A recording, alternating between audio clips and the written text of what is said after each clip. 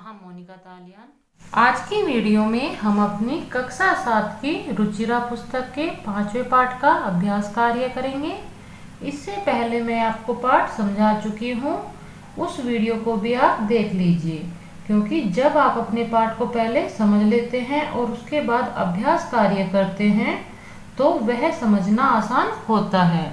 वैसे तो सभी प्रश्नों के उत्तर सामने ही लिखे हुए हैं, फिर भी आप अपने प्रश्नों को समझ लीजिए। प्रश्न संख्या 1 है, एक पदेन उत्तरतः। एक पद में उत्तर दीजिए।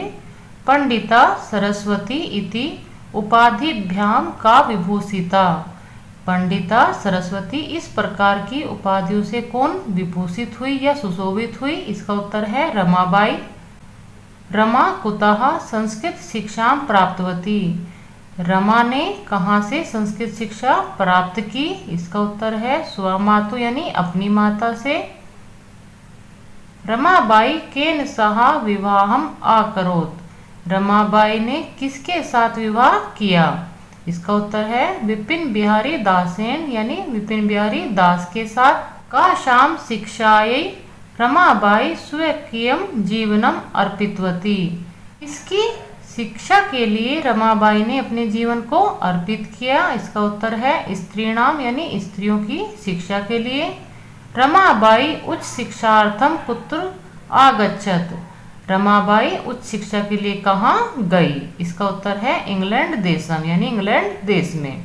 इस प्रकार आप अपने एक पदेन वाले प्रश्नों के उत्तर कर लीजिए। प्रश्न संख्या 2 है, रेखांकित पदानि आधृत्य प्रश्न निर्माणम कुरुत। रेखांकित पदों को समझते हुए उनको आधार मानकर दिए हुए वाक्यों का आपको प्रश्न निर्माण करना है। रेखांकित पद पर विशेष रूप से ध्यान देंगे। शेष आपको जो वाक्य है उनको भी समझ लीजिए। रमायाः पिता समाजस्य प्रताड़नम असहत। रमा के पिता ने समाज से प्रताड़ना को सहन किया या सहा। रमायाः रेखांकित पद है, यह आपका स्त्रीलिंग षष्ठी विभक्ति एक वचन का पद है, तो आप इन सर्वनाम के शब्द रूप से स्त्रीलिंग का षष्ठी विभक्ति एक वचन वाला पद लेंगे जो है कस्याः। इस प्रकार के प्रश्न निर्माण जो आपको करने होते हैं उसके लिए आपको किम सर्वनाम तीनों ही लिंगों में और कुछ आपके अव्यय पद होते हैं प्रश्नवाचक, उनका आपको ज्ञान होना चाहिए। इसके लिए मैंने अलग से ऑल क्लासेस संस्कृत व्याकरण में वीडियो भी बनाई हुई है, आप चाहे तो उसको भी देखकर इसको सीख सकते हैं। दूसरा आपका वाक्य है, पित्यु मरणांतरम रमाबाई महाराष्ट्रम प्रत्यागच्छत। पित्यु, पित्यु आपका इकारांत स्त्रीलिंग का पद है, षष्ठी विभक्ति एक वचन का, तो उसके स्थान पर आप कस्य प्रयोग करेंगे। किम सर्वनाम के जैसे मैंने आपको बताया है कि तीनों लिंगों में ही इनके शब्द रूप होते हैं और प्रश्न निर्माण में विशेष रूप से आपको केवल यही ध्यान रखना होता है कि जो आपका रेखांकित पद है वह किस लिंग, किस वचन और किस विभक्ति का है, उसी के अनुसार आप अपने शब्दों को प्रयोग कीजिए। और जो आपके अव्यय पद है वह स्थानवाचक, समयवाचक, अलग अलग आपके अव्यय पद होते हैं, उनको भी आपको प्रयोग करना होता है। जैसे तीसरे ही वाक्य में रमाबाई मुंबई नगरे शारदा सदनम अस्थाप्यत। यहाँ पर मुंबई नगरे, मुंबई नगर जो है यह स्थानवाचक है, तो स्थानवाचक के लिए अव्यय पद में कुत्र प्रयोग होता है। 1922 तमे ख्रीष्टाब्दे रमाबाई महोदयायाः निधनम अभवत्। 1922 ईस्वी शताब्दी में रमाबाई महोदया का निधन यानी मृत्यु हुई। यहाँ पर रमाबाई महोदयायाः यह आपका रेखांकित पद है, यह षष्ठी विभक्ति एक वचन का और स्त्रीलिंग का पद है, तो इसके स्थान पर आप कस्याः प्रयोग करेंगे। स्त्रिय शिक्षाम लभन्ते सम। स्त्रियां शिक्षा प्राप्त करती थी। स्त्रिय जो आपका स्त्रिय रेखांकित पद है, यह आपका प्रथमा विभक्ति बहुवचन का पद है, तो आप इसके स्थान पर काहा, यह आपका किम सर्वनाम का स्त्रीलिंग में प्रथम विभक्ति बहुवचन का पद है, तो आप इसको प्रयोग करेंगे। इस प्रकार आप अपने किम सर्वनाम और जैसा मैंने आपको बताया है कि कुछ आपके प्रश्नवाचक अव्यय पद हैं उनको याद करके इस प्रकार के प्रश्न निर्माण बहुत ही आसानी से कर सकते हैं। प्रश्न संख्या 3 है प्रश्नानाम उत्तराणि लिखत। यहाँ पर जो इन्होंने प्रश्न दिए हैं इनके उत्तर आपको पूर्ण वाक्य में लिखने हैं। वैसे तो ये आपके पूर्ण वाक्य में होने चाहिए, लेकिन यहाँ पर स्पेस था तो जो रेखांकित पद हैं उनके स्थान पर जो यहाँ पर पद लिखे हुए हैं आप उनको प्रयोग करेंगे। शेष जो आपके पद जिस क्रम में है उनको आप वहीं पर लिखते हुए यह पूर्ण वाक्य में प्रयोग कर लेंगे। रमाबाई किमर्थम आंदोलनम प्रारब्धवती। रमाबाई ने किसके लिए आंदोलन आरंभ किया? इसका उत्तर है स्त्रीणाम शिक्षायै, यानी स्त्रियों की शिक्षा के लिए। यह आपका किमर्थम के स्थान पर आ जाएगा। आपका जो पूर्ण वाक्य वाला उत्तर होगा वो है रमाबाई स्त्रीणाम शिक्षायै आंदोलनम प्रारब्धवती। दूसरा है निसहायाः स्त्रिय आश्रमे किम किम लभन्ते सम। निसहाय यानी जो असहाय स्त्रियां हैं वो आश्रम में क्या क्या प्राप्त करती हैं? इसका उत्तर है मुद्रण, टंकन, काष्ठ कला आदि नाम प्रशिक्षणम। यहाँ तक इसका उत्तर है।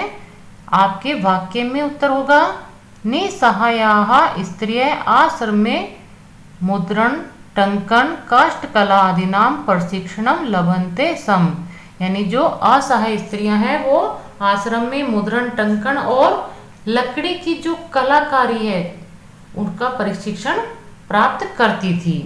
कस्मिन् विषये रमाबाई महोदयायाः योगदानम अस्ति।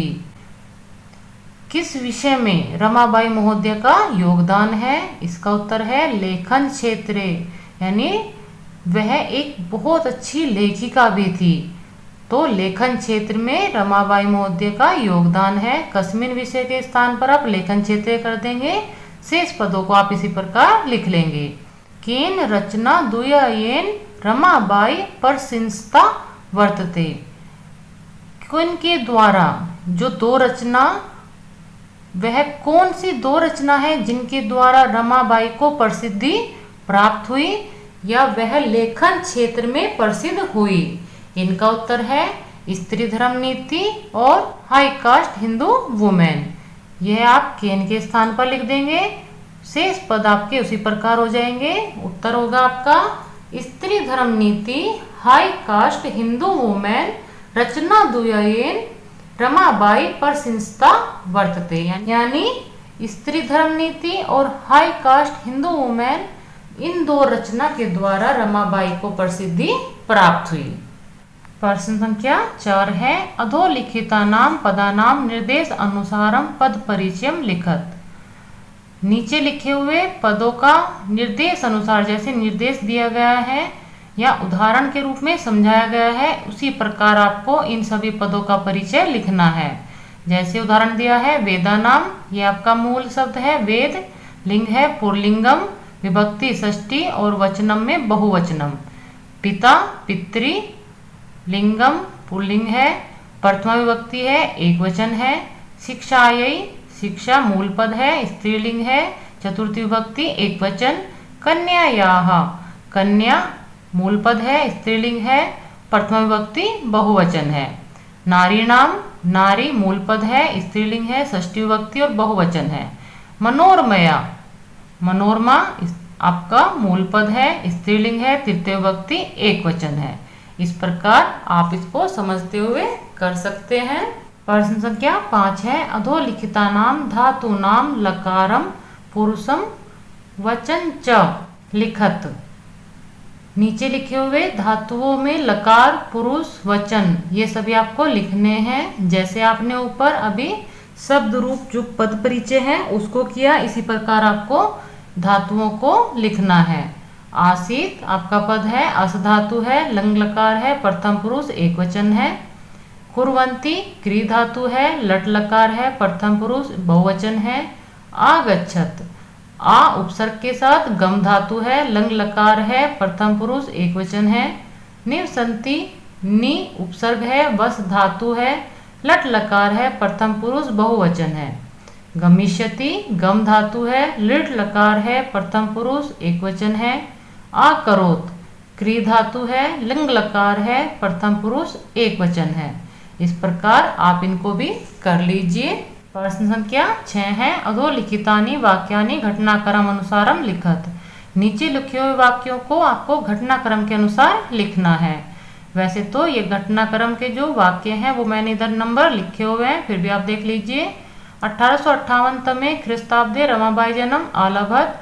1858 ईस्वी में रमाबाई ने जन्म लिया।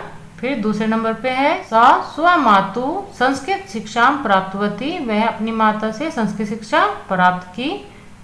थर्ड नंबर पे है रमाबाई महोदयाः विपिन बिहारी दासेन सह विवाह अभवत। रमाबाई महोदय का विपिन बिहारी दास के साथ विवाह हुआ।